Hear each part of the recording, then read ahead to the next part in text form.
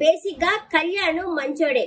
ఈ Emmanuel Kalyan influence చేసి పడేశాడు. అసలు మనము ఓడిపోతా ఓడిపోతా ఓడిపోతా వస్తే లాస్ట్ వరకు ఉంటాము, లాస్ట్ అయితే గెలవచ్చు అనేసి ప్లాన్ వేశాడు.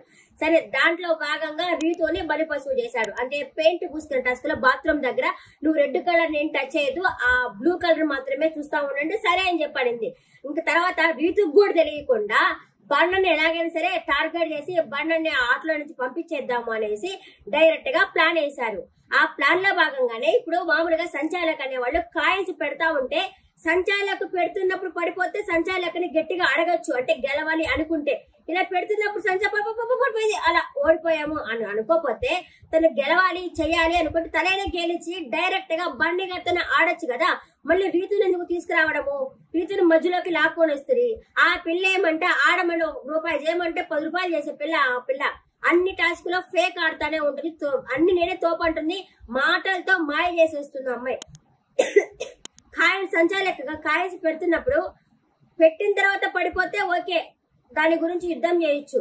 అట్లా పెడుతున్నప్పుడు పడిపోయిందా మేము ఓడిపోయాము అనేసి పక్కకి వెళ్ళిపోయేశారు.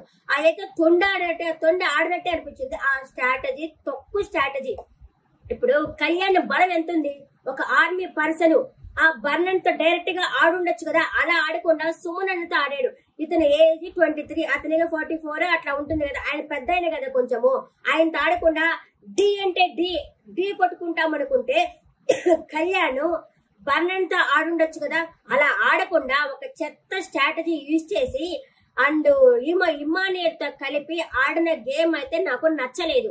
మీరేమనుకుంటున్నారో నా కమెంట్ సెక్షన్ లో కమెంట్ చేయండి. నాది తప్పు అయితే ఇది నీ తప్పు ఇలా ఉండాలి అని నాకు చెప్పండి.